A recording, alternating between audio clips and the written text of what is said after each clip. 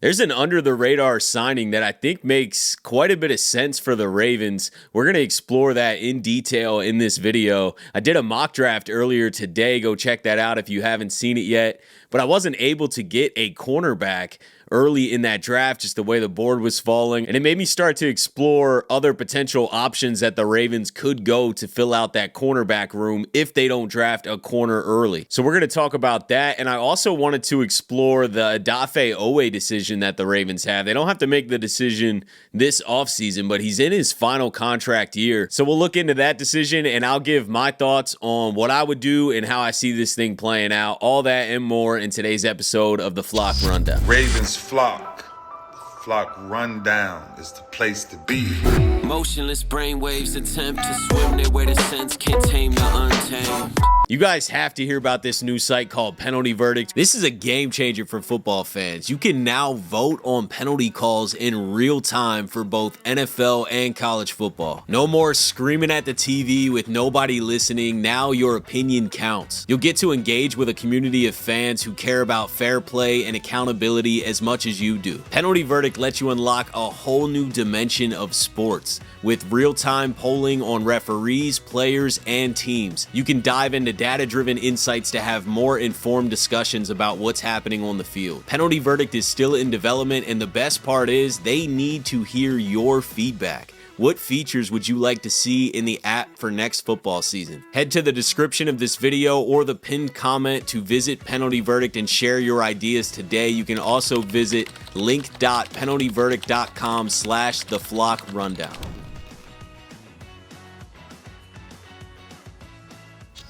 What's up, Ravens fans? My name is Ryan. Welcome back to another episode of the Flock Rundown. So let's explore this under-the-radar signing, and that is Asante Samuel Jr., who was on the Chargers, drafted by the Chargers. He's now a free agent. He had a shoulder injury last season that cut his season very short, and now the Chargers seem to have moved on. He's still sitting out there in the free agent market, and this is a young player. Now, there are some limitations. I'm not saying that this is the perfect fit. He's got a lighter frame. He's 5'10", and he has been inconsistent with tackling. So there are limitations, but I don't think this is going to cost much. And we're looking at options to add depth and potential upside to the Ravens cornerback room because it's pretty thin right now. Right now, the Ravens really can only trust Nate Wiggins and Marlon Humphrey, and then they're going to have to rely on TJ Tampa taking a leap or Jalen Armour-Davis taking a leap or somebody really stepping up. So I think regardless, they have to add a lot to that cornerback room, and they might do that early in the draft.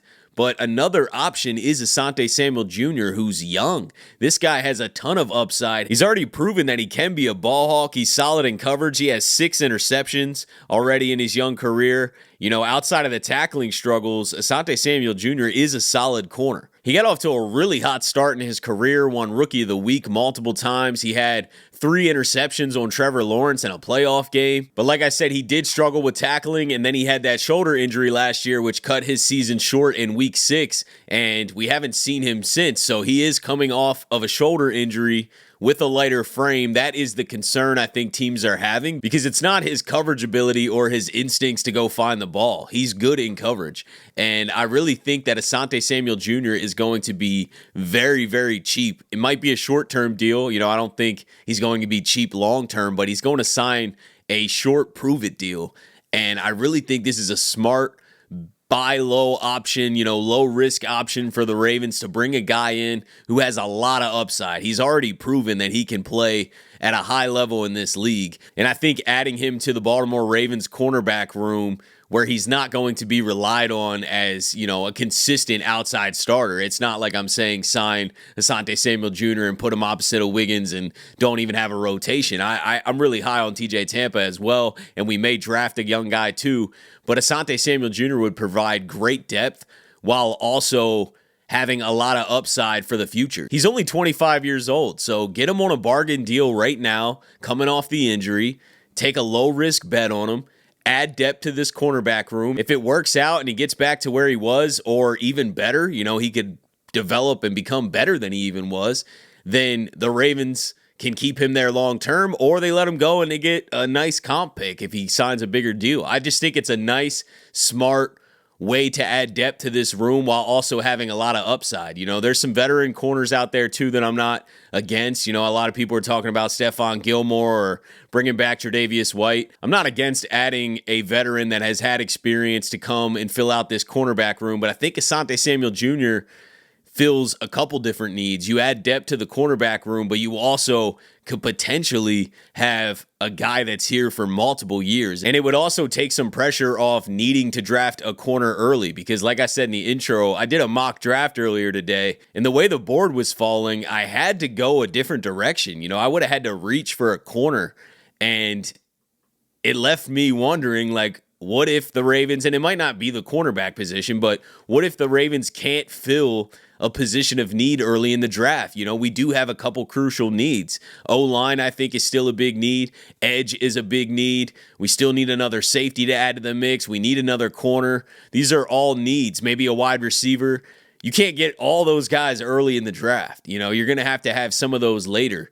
And the later picks usually don't play a lot right away, especially with Baltimore. Harbaugh doesn't like to play a lot of rookies year one unless they're higher picks or they're just really standing out.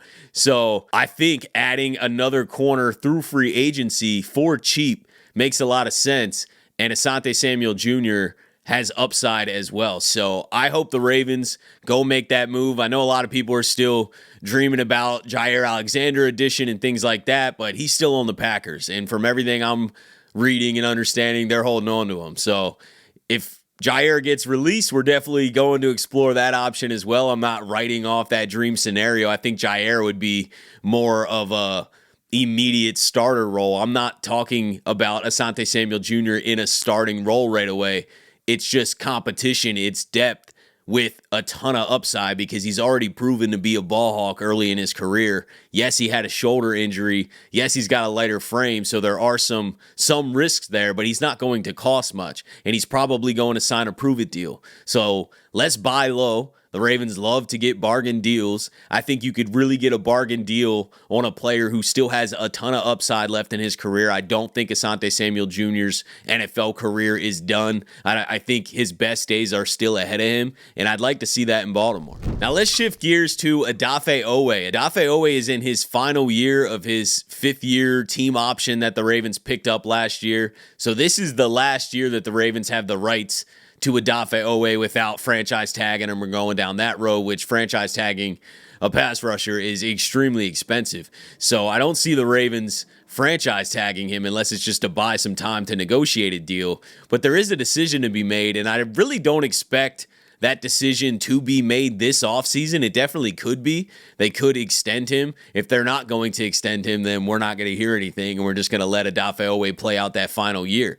I know Odafe Oweh probably doesn't want to play out this final year without an extension. He definitely wants an extension. He's probably deserving of it.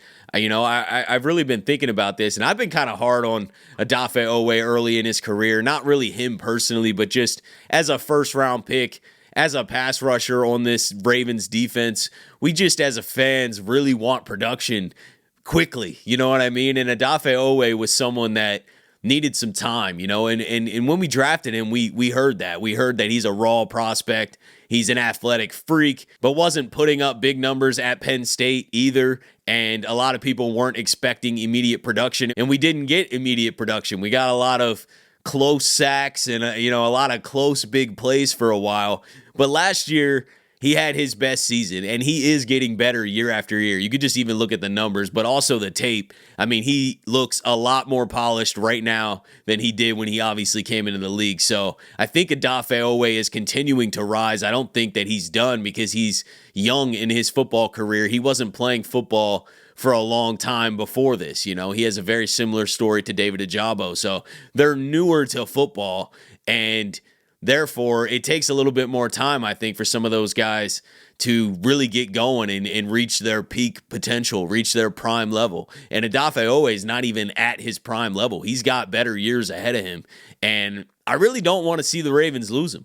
I've talked before saying that maybe we should move on and go a different direction, but our pass rush room is pretty thin, and we're going to lose a Kyle Van Noy. You know, I know we got him this season, but he's not here long term. Whether he signs another year or not, I don't know, but he's definitely not here long term. I would expect the Ravens and him, he'll probably retire or the Ravens move on after this season.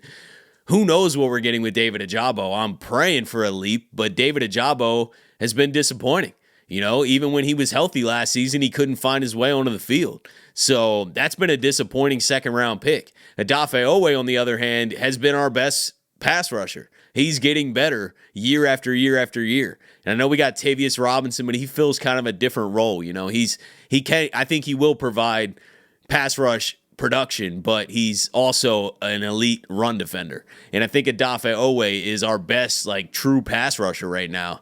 And I'm hoping we draft another one and we can still, you know, sign a veteran or something like that. But long term, who do we want to see here? It's got to be Odafe Oweh out of this group. Or you just move on entirely and try to rebuild the entire pass rush unit. But if you're looking at the Ravens pass rush unit right now, Odafe Oweh is the one who has to stay, and he's entering his final year. So I honestly would love the Ravens to get an extension done. If they do want to let him just play this final year out and decide next offseason, I get that too. There's risk there. The price could go up. He could have an insane year. He has like a 12-plus sack season. You know, he's cashing out $25 million. Like, pass rushers are getting great money right now. Khalil Mack just signed a 1-year, $18 million deal. Odafe Oweh is going to beat that unless he has a step down. So we'll see, you know, what the Ravens' decision ends up being, but there is a decision there. Do you lock him up right now this offseason and make sure that he doesn't even hit free agency and you just get him ahead of a potentially boom season? Because we know how Ravens players usually pan out in their contract year, especially pass rushers. We've seen it a lot, man. We saw it with Zadarius Smith in his contract year, went off. We saw it with Matt Judon in his contract year, went off. You know, these guys, when they're in that final year, they know that they could potentially get a huge payday. It seems to put that juice behind them, and they end up having a career year. So I would not be surprised if that happens again with Odafe Oweh, because he's also getting better year after year.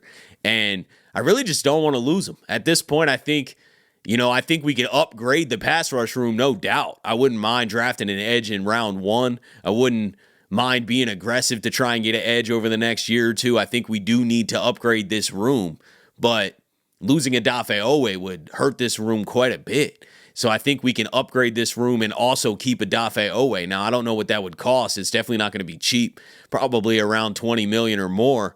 So the Ravens are going to have to make some decisions. I know they got to pay Kyle Hamilton and Tyler Linderbaum. That's probably more important. I would definitely put Kyle Hamilton as priority, but I would like to find a way to keep Odafe Oweh here for that next contract too. I don't think I want to see him hit free agency and leave, because the Ravens pass rush room would be pretty bad at that point. I know we're going to add a young guy or two. Who knows? We might add another veteran, but losing Odafe Oweh would hurt this pass rush room long term.